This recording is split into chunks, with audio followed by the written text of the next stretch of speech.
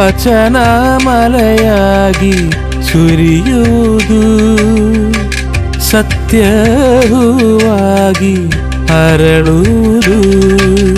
ಸತ್ಯ ಸತ್ಯವೇ, ಸತ್ಯ ಸತ್ಯವೇ, ಸತ್ಯ ಸತ್ಯವೇ. ದೇವರ ಪರಿಶುದ್ಧವಾದ ನಾಮಕ್ಕೆ ಸ್ತೋತ್ರವಾಗಲಿ.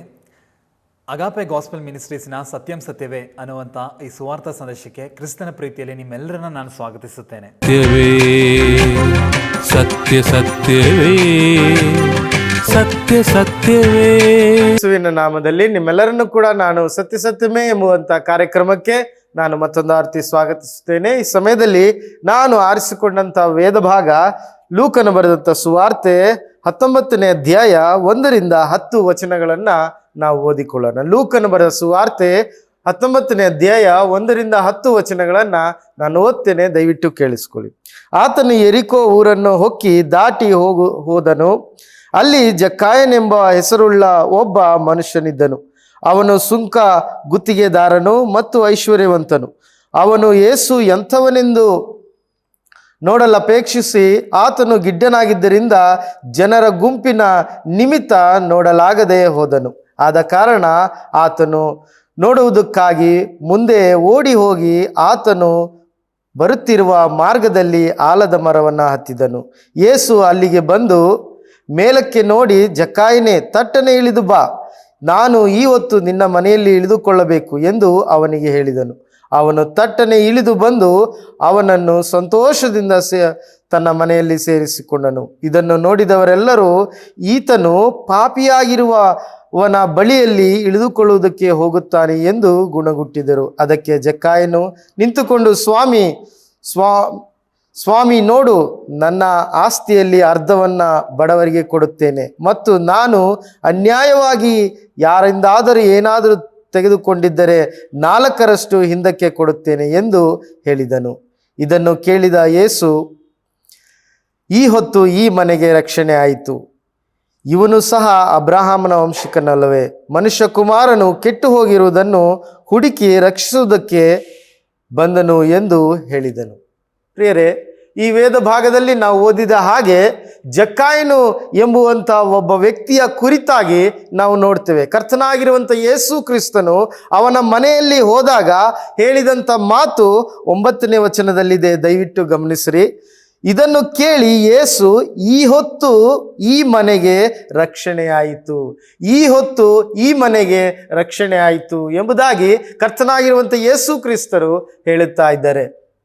ಯಾಕೆ ಯೇಸು ಕ್ರಿಸ್ತರು ಈ ಹೊತ್ತು ಈ ಮನೆಗೆ ರಕ್ಷಣೆ ಆಯಿತು ಎಂಬುದಾಗಿ ಹೇಳಿದರು? ಯಾಕೆ ಯೇಸು ಕ್ರಿಸ್ತನು ಈ ಘಟನೆಯ ನಡೆದ ಕೊನೆಯಲ್ಲಿ ಈ ಮಾತನ್ನ ಹೇಳುತ್ತಾ ಇದ್ದಾರೆ ಎಂಬುದಾಗಿ ಸ್ವಲ್ಪ ಹೊತ್ತು ನಿಮ್ಮೊಟ್ಟಿಗೆ 4 ವಿಷಯಗಳನ್ನು ನಾನು ಹಂಚಿಕೊಳ್ಳಿಕ್ಕೆ ಇದ್ದೇನೆ. ನಿಮ್ಮ ಮನೆಯು ರಕ್ಷಣೆ ಹೊಂದಬೇಕಾದರೆ ನೀವು ಮಾಡಬೇಕಾದಂಥ 4 ವಿಷಯಗಳು. ಮೊದಲನೇದಾಗಿ ನಾವು ಜಕ್ಕಾಯನ ಕುರಿತಾಗಿ ನಾವು ನೋಡ್ತೇವೆ. ಜಕ್ಕಾಯನು ಸುಂಕದ ಗುತ್ತಿಗೆದಾರನಾಗಿದ್ದನು. ಅವನು ಶ್ರೀಮಂತನಾಗಿದ್ದನು ಎಂಬುದಾಗಿ ಕೂಡ ಬರೆಯಲ್ಪಟ್ಟಿದೆ. ಪ್ರಿಯರೇ, ಆ ಶ್ರೀಮಂತನಾಗಿದ್ದರೂ ಕೂಡ ಅವನು ಗಿಡ್ಡನಾಗಿದ್ದನು ಎಂಬುದಾಗಿ ನಾವು ನೋಡ್ತೇವೆ. ಯೇಸು ಕ್ರಿಸ್ತನು ಯೆರಿಕೋ ಆ ಊರನ್ನ ಹೊಕ್ಕಿ ದಾಟಿ ಹೋಗುತ್ತಿದ್ದಾಗ ಈ ಜಕ್ಕಾಯನು ಯೇಸುವನ್ನ ನೋಡಬೇಕು ಎಂಬುದಾಗಿ ತಿಳಿದುಕೊಂಡು ಜಕ್ಕಾಯನು ಅವನು ಗಿಡ್ಡನಾಗಿದ್ದರಿಂದ ಆಲದ ಮರವನ್ನ ಹತ್ತಿದನು. ತಕ್ಷಣ ಆಲದ ಮರವನ್ನು ಹತ್ತಿದ ಕೂಡಲೇ ಯೇಸು ಆ ಮರದ ಕೆಳಗೆ ಬಂದು, ಜಕ್ಕಾಯನೇ, ಇಳಿದು ಬಾ, ಇವತ್ತು ನಿನ್ನ ಮನೆಯಲ್ಲಿ ಇಳಿದುಕೊಳ್ಳಬೇಕು ಎಂಬುದಾಗಿ ಹೇಳಿದನು. ಜಕ್ಕಾಯನು ಸಂತೋಷವಾಗಿ ಯೇಸು ಕ್ರಿಸ್ತನನ್ನ ತನ್ನ ಮನೆಗೆ ಕರೆದುಕೊಂಡು ಹೋದನು. ಪ್ರಿಯರೇ, ಅದಾದ ಮೇಲೆ ನಾವು ನೋಡ್ತೇವೆ, ಅಲ್ಲಿದ್ದಂಥ ಜನರೆಲ್ಲರೂ ಕೂಡ ಈತನು ಪಾಪಿಯ ಮನೆಯಲ್ಲಿ ಇಳುಕೊಳ್ಳಿಕ್ಕೆ ಹೋಗುತ್ತಾನಲ್ಲ ಎಂಬುದಾಗಿ ಅಲ್ಲಿ ಗುಣಗುಟ್ಟಲಿಕ್ಕೆ ಪ್ರಾರಂಭಿಸಿದರು. ಆಗ ಜಕ್ಕಾಯನು ಹೇಳ್ತಾನೆ, ಸ್ವಾಮಿ, ನನ್ನ ಅರ್ಧ ಆಸ್ತಿಯನ್ನ ನಾನು ಬಡವರಿಗೆ ಹಂಚುತ್ತೇನೆ ಎಂಬುದಾಗಿ ಹೇಳಿದ ನಂತರ ನಾವು ನೋಡ್ತೇವೆ, ನಾನು ಯಾರಿಂದಾದರೂ ಕಸಕೊಂಡಿದ್ದರೆ, ಮೋಸದಿಂದ ತೆಗೆದುಕೊಂಡಿದ್ದರೆ 4ರಷ್ಟು ಅವರಿಗೆ ಹಿಂದಕ್ಕೆ ಕೊಡ್ತೇನೆ ಎಂಬುದಾಗಿ ಕೂಡ ಜಕ್ಕಾಯನು ಹೇಳ್ತಾನೆ. ಅದಾದ ನಂತರ ಯೇಸು ಸ್ವಾಮಿ ಹೇಳಿದರು, ಈ ಹೊತ್ತು ಈ ಮನೆಗೆ ರಕ್ಷಣೆ ಆಯಿತು. ಈ ಹೊತ್ತು ಈ ಮನೆಗೆ ರಕ್ಷಣೆ ಆಗಿತ್ತು. ಕಾರಣ ಏನಂದ್ರೆ ಜಕ್ಕಾಯನ ಜೀವಿತದಲ್ಲಿ ರಕ್ಷಣೆ ಉಂಟಾಯಿತು ಪ್ರಿಯರೇ. ಆ ರಕ್ಷಣೆ ಉಂಟಾಗಲಿಕ್ಕೆ ಮೊದಲನೇ ಕಾರಣ ಏನೆಂಬುದಾಗಿ ನಾವು ನೋಡುವಾಗ, ಯೇಸು ಕ್ರಿಸ್ತನನ್ನ ಅವನು ತಿಳಿಯಲಿಕ್ಕೆ ಪ್ರಾರಂಭಿಸಿದ. ಯೇಸು ಕ್ರಿಸ್ತನನ್ನ ತಿಳಿಯುವುದೇ ರಕ್ಷಣೆಗೆ ಮೊದಲನೆಯ ಮಾರ್ಗ. ಯೇಸು ಕ್ರಿಸ್ತನು ಯಾರು ಎಂಬುದಾಗಿ ಜಕ್ಕಾಯನು ನೋಡಲು ಅಪೇಕ್ಷಿಸದನು ಎಂಬುದಾಗಿ ನಾವು ನೋಡುತ್ತೇವೆ.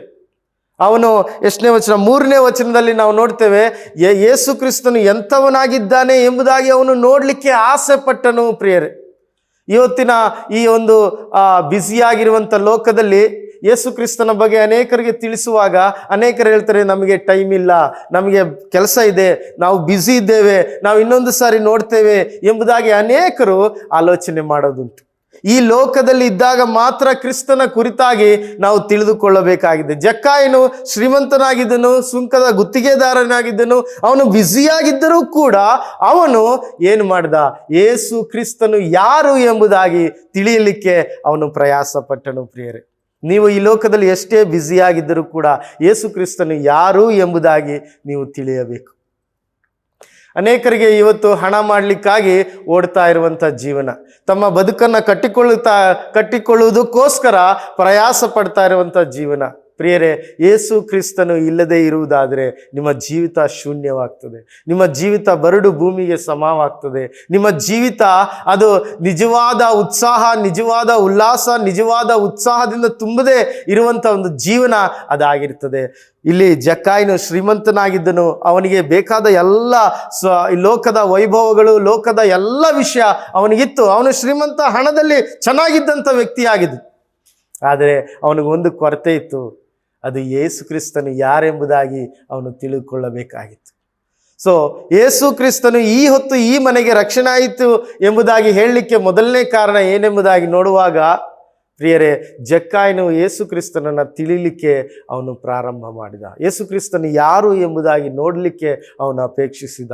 ಪ್ರಿಯರೇ, ಇವತ್ತು ಅನೇಕರು ಯೇಸು ಕ್ರಿಸ್ತನನ್ನು ಅನೇಕ ರೀತಿಯಾಗಿ ತಿಳಿದುಕೊಳ್ಳಲಿಕ್ಕೆ ಪ್ರಯತ್ನ ಪಡ್ತಾ ಇದ್ದಾರೆ. ಆದರೆ ದೊಡ್ಡ ಗುಂಪನ್ನು ನೋಡಿ ಅವರು ಹೆದರಿಕೊಳ್ಳುತ್ತಾ ಇದ್ದಾರೆ. ಇಲ್ಲೂ ಕೂಡ ಜಕ್ಕಾಯನಿಗೆ ಅಡ್ಡಿಯಾಗಿ ಬಂದಿದ್ದು ಆ ದೊಡ್ಡ ಗುಂಪು. ಅವನಿಗಿದ್ದಂಥ ಅವನು ಗಿಡ್ಡನಾಗಿದ್ದನು, ಅವನು ಕುಳ್ಳನಾಗಿದ್ದನು. ಆದದ್ದರಿಂದ ಆ ದೊಡ್ಡ ಗುಂಪನ್ನು ಮೀರಿ ಅವನು ಯೇಸುವನ್ನು ನೋಡ್ಲಿಕ್ಕೆ ಆಗ್ತಾ ಇರಲಿಲ್ಲ. ಇವತ್ತು ನಿಮಗೂ ಅನೇಕ ಸಮಸ್ಯೆಗಳು ಯೇಸು ಹತ್ರ ಬರಲಿಕ್ಕೆ ಆಗಿರ್ಬೋದು. ನೀವು ಆ ದೊಡ್ಡ ಗುಂಪನ್ನು ನೋಡಿ ಭಯಪಡ್ತಾ ಇರ್ಬೋದು. ಆ ದೊಡ್ಡ ಗುಂಪನ್ನು ನೋಡಿ ಭಯಪಡುವಂಥ ಅವಶ್ಯಕತೆ ಇಲ್ಲ. ಅಥವಾ ನಿಮಗಿರುವಂಥ ಬಲಹೀನತೆಗಳನ್ನು, ನಿಮಗಿರುವಂಥ ಸಾಮರ್ಥ್ಯವನ್ನು, ನಿಮಗಿರುವಂಥ ವಿಷಯಗಳನ್ನು ನೋಡಿ ಯೇಸು ಹತ್ರ ಬರದೆ ನೀವು ಇರಲಿಕ್ಕೆ ಸಾಧ್ಯವಿಲ್ಲ.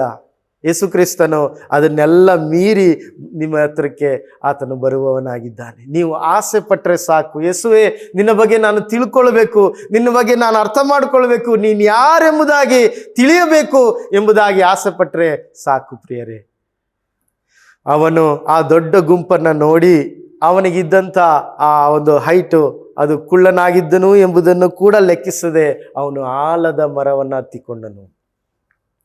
ಪ್ರಿಯರೇ, ಇವತ್ತು ನೀವು ಬಾಧೆ ಪಡ್ತಾ ಇರ್ಬೋದು, ಕಷ್ಟಪಡ್ತಾ ಇರ್ಬೋದು. ಯೇಸು ಹತ್ರ ನಾನು ಬರ್ಲಿಕ್ಕೆ ಆಗ್ತಾ ಇಲ್ವಲ್ಲ ಎಂಬುದಾಗಿ ನೀವು ಅಂದುಕೊಂಡು ನೀವು ಚಿಂತೆ ಮಾಡ್ತಾ ಇರ್ಬೋದು. ಅನೇಕ ಅಡ್ಡಿಗಳು ಇಲ್ಲಿ ಇರ್ತಾ ಇರಬಹುದು. ಆಗಿದ್ದರೂ ಕೂಡ ಕರ್ತನಾಗಿರುವ ಯೇಸು ಕ್ರಿಸ್ತನ ಬಳಿ ನೀವು ಬರುವುದಾದರೆ ಆತನು ನಿಮ್ಮನ್ನು ಸಂಧಿಸುವವನಾಗಿದ್ದಾನೆ. ಆಗ ಇದು ಮೊದಲನೆಯ ವಿಷಯ, ನೀವು ಯೇಸು ಕ್ರಿಸ್ತನನ್ನು ನಂಬಲಿಕ್ಕೆ ಅಥವಾ ಯೇಸು ಕ್ರಿಸ್ತನ ರಕ್ಷಣೆ ಮಾರ್ಗದಲ್ಲಿ ಬರಲಿಕ್ಕೆ. ಯೋಹಾನನು ಬರೆದಂಥ ಸುವಾರ್ತೆ 17ನೇ ಅಧ್ಯಾಯ 3ನೇ ವಚನದಲ್ಲಿ ಹೀಗೆ ಬರೆಯಲ್ಪಟ್ಟಿದೆ, ಸತ್ಯದೇವರಾಗಿರುವ ನಿನ್ನನ್ನು ನೀನು ಕಳಿಸಿರುವ ಯೇಸು ಕ್ರಿಸ್ತನನ್ನು ತಿಳಿಯುವುದೇ ನಿತ್ಯ ಜೀವ ಎಂಬುದಾಗಿ.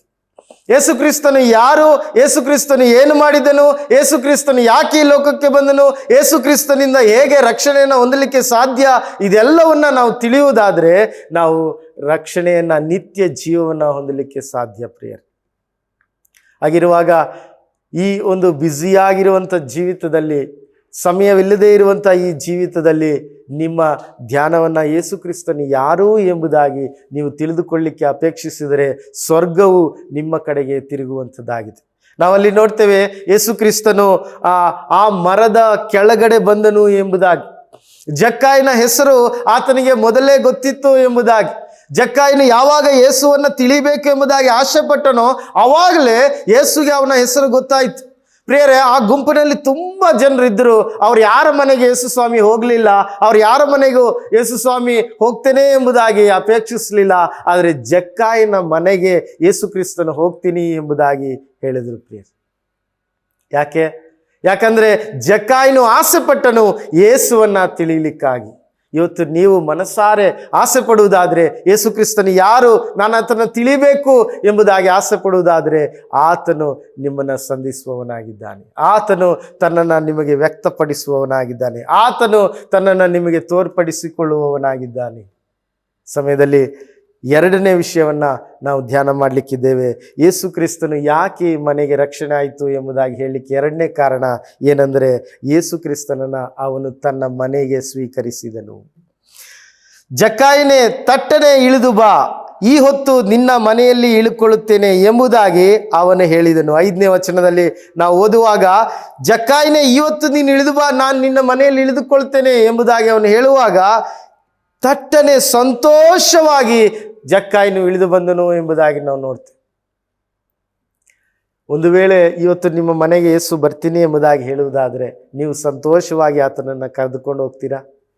ಇಲ್ಲ ಸ್ವಾಮಿ, ಇವತ್ತು ನನಗೆ ಅಂಥ ಕೆಲಸ ಇದೆ, ಅಂಥ ಅಪಾಯಿಂಟ್ಮೆಂಟ್ ಇದೆ, ಅದಿದೆ ಇದಿದೆ, ಇವತ್ತು ಬೇಡ, ಬೇಕಾದರೆ ನಾಳೆ ಬನ್ನಿ ಎಂಬುದಾಗಿ ಹೇಳ್ತೀರಾ? ಇವತ್ತು ಮನೆ ಕ್ಲೀನ್ ಇಲ್ಲ, ಇವತ್ತು ಅದಿಲ್ಲ ಇದಿಲ್ಲ, ಇವತ್ತು ರೇಷನ್ ಇಲ್ಲ, ಇದು ಅದಿಲ್ಲ ಇದಿಲ್ಲ ಎಂಬುದಾಗಿ ನೀವು ಹೇಳ್ತೀರಾ? ಪ್ರಿಯರೇ, ಜಕ್ಕಾಯನು ಸಂತೋಷವಾಗಿ ತನ್ನ ಮನೆಗೆ ಯೇಸು ಕ್ರಿಸ್ತನನ್ನು ಕರೆದುಕೊಂಡು ಬಂದನು. ಇವತ್ತು ಅನೇಕರಿಗೆ ಯೇಸು ಕ್ರಿಸ್ತನ ಬಗ್ಗೆ ಅನೇಕ ವಿಷಯಗಳು ಗೊತ್ತಿದೆ. ಆದರೆ ತನ್ನ ಜೀವಿತಕ್ಕೆ, ತನ್ನ ಕುಟುಂಬಕ್ಕೆ ಯೇಸುವನ್ನು ಕರೆಯಲಿಕ್ಕೆ ಮನಸ್ಸಿದೆಯಾ? ಒಬ್ಬ ಹೆಣ್ಣು ಮಗಳು, ಆಕೆ ಒಂದು ಕೂಟದಲ್ಲಿ ಯೇಸು ಕ್ರಿಸ್ತನ ಸುವಾರ್ತೆಯನ್ನು ಕೇಳಿದಳು.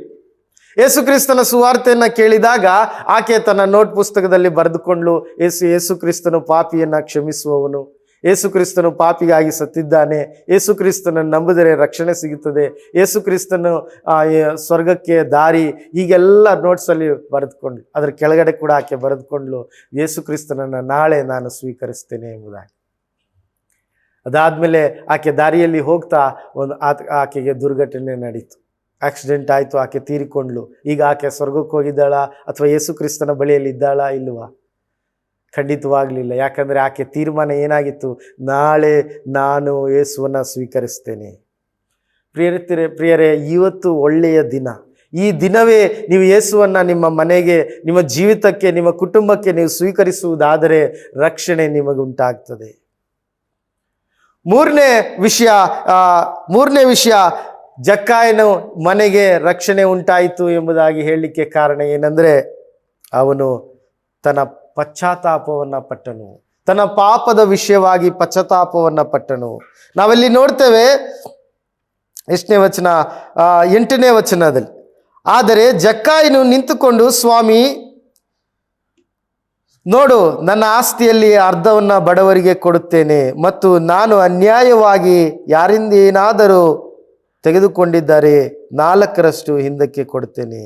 ನೋಡ್ರಿ, ಜಕ್ಕಾಯನು ಹೇಳ್ತಾ ಇದ್ದಾನೆ ಏನೆಂಬುದಾಗಿ, ನನ್ನ ಆಸ್ತಿಯನ್ನ ನಾನು ಬಡವರಿಗೆ ಕೊಡ್ತೇನೆ ಎಂಬುದಾಗಿ. ಯಾರಿಂದಾದರೂ ಏನಾದರೂ ಕಸಕೊಂಡಿದ್ದರೆ ನಾನೇನು ಮಾಡ್ತೀನಿ? ಅದನ್ನ 4ರಷ್ಟು ಹಿಂತಿರುಗುತ್ತೀನಿ ಎಂಬುದಾಗಿ. ಪ್ರಿಯರೇ, ಪಾಪಿ ಎಂಬುದಾಗಿ ಒಪ್ಪಿಕೊಳ್ಳುವಂಥದ್ದು ರಕ್ಷಣೆಗೆ ಇರುವಂಥ ಮೊದಲನೆಯ ಒಂದು ಆದ್ಯತೆ. ನೀವು ಪಾಪಿ ಎಂಬುದಾಗಿ ಒಪ್ಪಿಕೊಳ್ಳದೆ ಇರುವುದಾದರೆ ರಕ್ಷಕನ ಅವಶ್ಯಕತೆ ನಿಮಗೆ ಇರುವುದಿಲ್ಲ. ಪಾಪಿ ಎಂಬುದಾಗಿ ಒಪ್ಪಿಕೊಳ್ಳುವುದಾದರೆ ರಕ್ಷಣೆಯ ಮೊದಲನೆಯ ಹೆಜ್ಜೆ, ರಕ್ಷಕನ ಅವಶ್ಯಕತೆ ನಿಮಗಿದೆ. ಸಮಯದಲ್ಲಿ ಜಕ್ಕಾಯನ ಜೀವಿತದಲ್ಲಿ ನಾವು ನೋಡುವಾಗ ಜಕ್ಕಾಯನ ಒಪ್ಪಿಕೊಳ್ಳುತ್ತಾ ಇದ್ದಾನೆ, ಹೌದು ನಾನು ಪಾಪ ಮಾಡಿದ್ದೇನೆ, ನಾನು ತಪ್ಪು ಮಾಡಿದ್ದೇನೆ, ನಾನು ಮೋಸದಿಂದ ತೆಗೆದುಕೊಂಡಿದ್ದಾನೆ. ಅವನ ಕೆಲಸವೇನು? ಅವನು ಸುಂಕದ ಗುತ್ತಿಗೆದಾರನಾಗಿದ್ದ. ಅವನು ಬೇಕಾದಷ್ಟು ಹಣವನ್ನು ಮಾಡಿದ್ದ. ಬಹುಶಃ ಅನೇಕರಿಗೆ ಬಡ್ಡಿಯನ್ನು ಕೊಟ್ಟಿರ್ಬೋದು, ಅನೇಕರಿಗೆ ಸಾಲವನ್ನು ಕೊಟ್ಟಿರ್ಬೋದು, ಅನೇಕ ರೀತಿಯಾಗಿ ಹಣವನ್ನು ತಪ್ಪಾದ ರೀತಿಯಲ್ಲಿ ಅವನು ಗಳಿಸಿರ್ಬೋದು. ಅದಕ್ಕೆಲ್ಲದಕ್ಕೆ ಅವನು ಮನ ಮರುಗುತ್ತಾ ಇದ್ದಾನೆ. ಇವತ್ತು ಅನೇಕರಿಗೆ ಯೇಸು ಬೇಕು, ಯೇಸುವಿನ ಆಶೀರ್ವಾದ ಬೇಕು, ಯೇಸುವಿನಿಂದ ಬರುವ ಒಳ್ಳೇದು ಬೇಕು.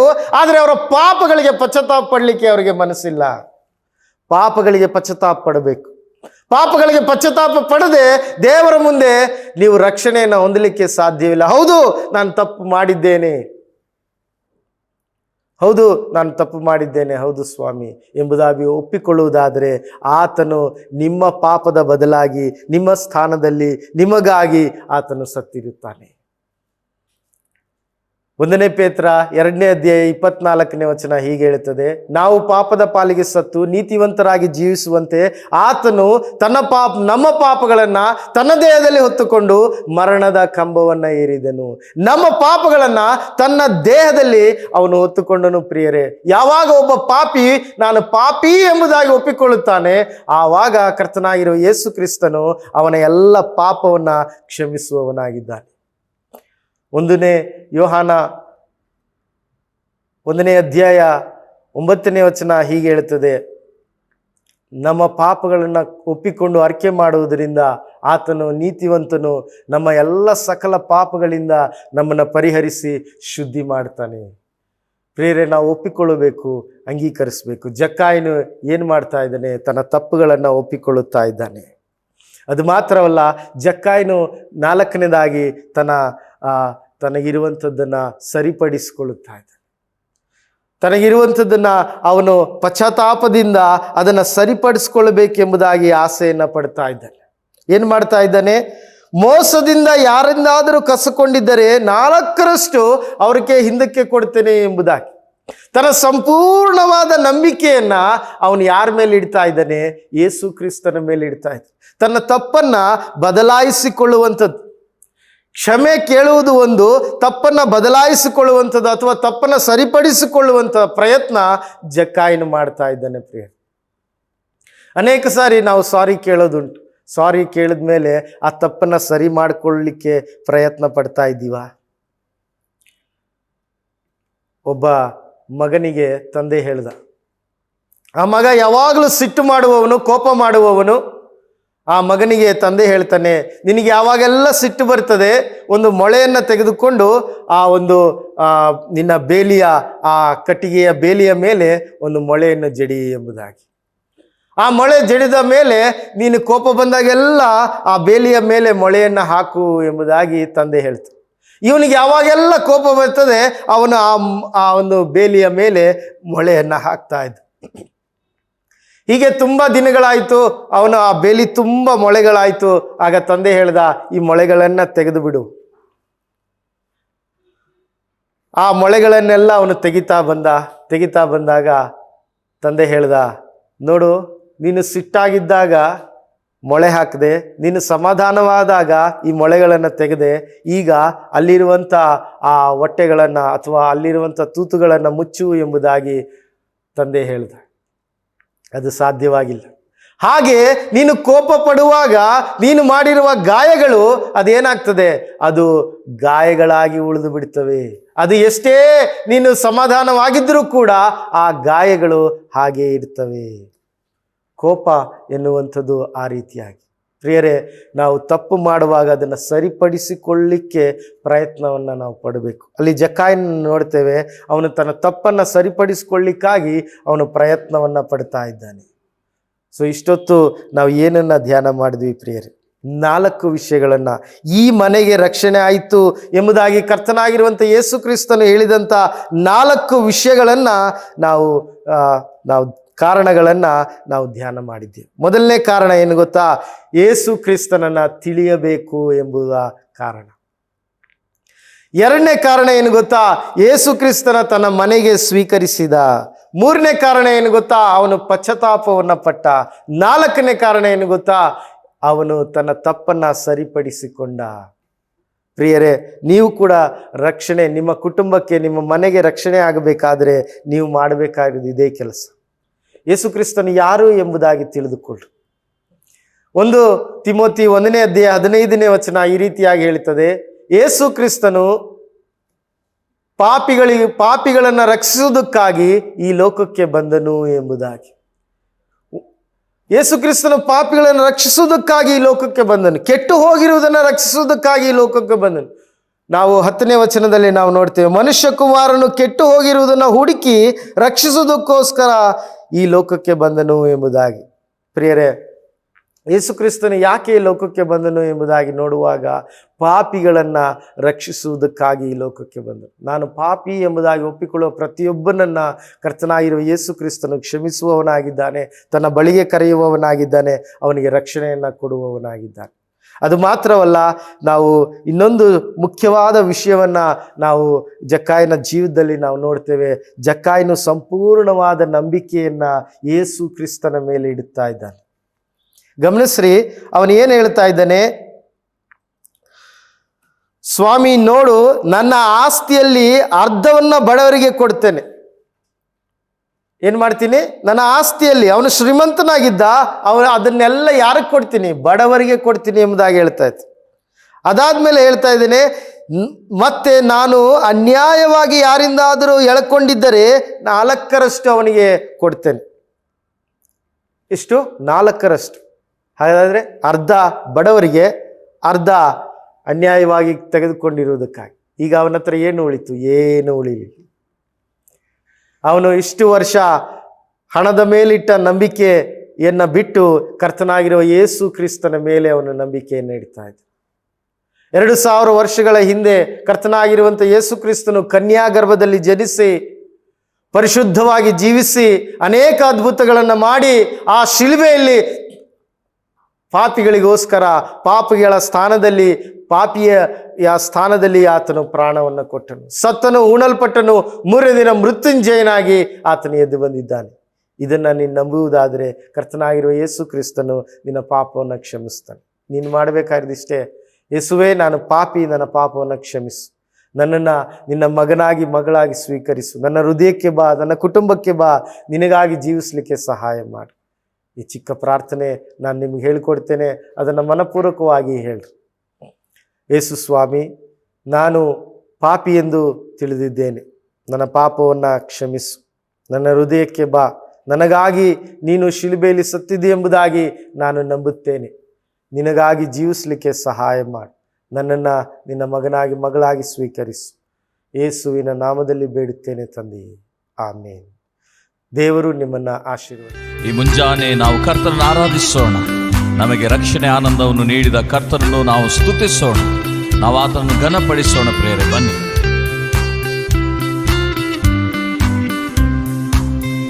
ಮಹಿಮೆ ಮಹಿಮೆ ಸದಾ ಆತನಿಗೆ, ಯೇಸು ರಾಜನಿಗೆಂದಿಗಾಗಲಿ.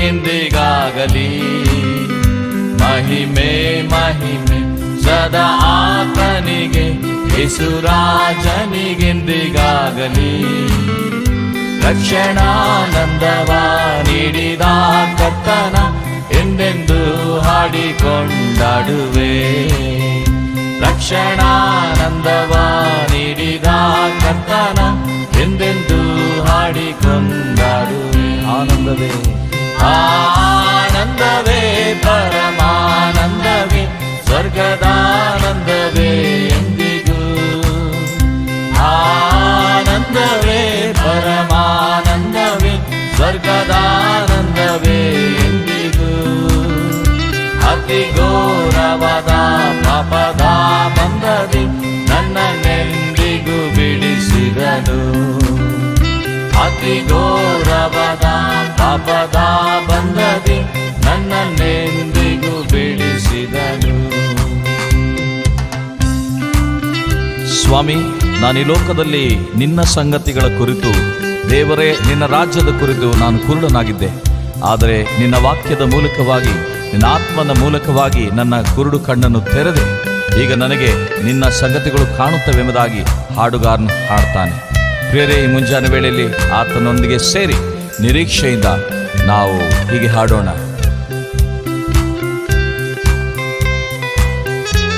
ಹಾಲೆಲೂಯ. ಯೇಸುವೇ, ನಿನಗೆ ಸ್ತೋತ್ರ. ಕುರುಡಾನಾಗಿದೆ, ಕರುಣೆ ತೋರಿದೆ, ಪರಮ ದೃಷ್ಟಿಯ ನೀಡಿದೆ. ಕುರುಡಾನಾಗಿದೆ, ಕರುಣೆ ತೋರಿದೆ, ಪರಮ ದೃಷ್ಟಿಯ ನೀಡಿದೆ. ಕರುಣಾ ಸಾಗರ ಪಾಪಿಯ ರಕ್ಷಿಸ ಧರೆಗಿಳಿದು ನೀ ಬಂದವನೇ. ಕರುಣಾ ಸಾಗರ ಪಾಪಿಯ ರಕ್ಷಿಸ ಧರೆಗಿಳಿದು ಹಿಡಿದು ಬಂದವನೇ. ಆನಂದವೇ ಆನಂದವೇ ಪರಮಾನಂದವೇ ಸ್ವರ್ಗದಾನಂದವೇ ಎಂದಿಗೂ.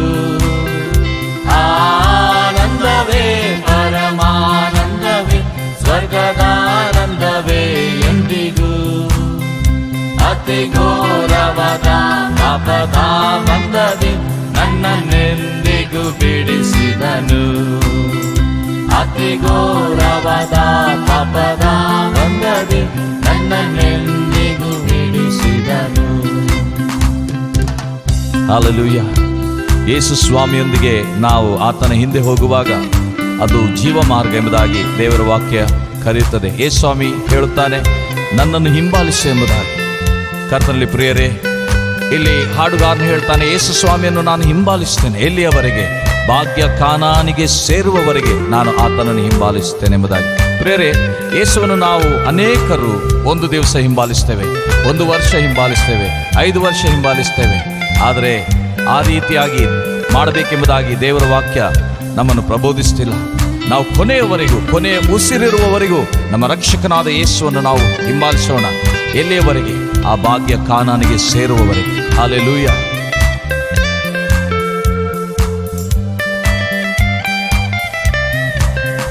ಜೀವ ಮಾರ್ಗದೊಳ್ಳು ಹೋಗುವೆ ಹೋಗುವೆ, ಯೇಸು ರಾಜನ ಹಿಂದೆ ಹೋಗುವೆ.